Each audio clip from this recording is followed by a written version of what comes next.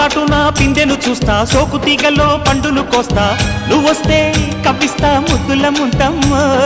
ఉక్కపోతకి ఊపిరి పోస్తా, పక్క మేకకు పంట కట్టిస్తా, ముద్దిస్తే బుక్కిస్తా మధ్యల మోతయ్యో. ఓలమ్మో పుకారులో షికారుగా రావమ్మో, ఎదలు ఎడెక్కిస్తే ఎట్టాబులమ్మో.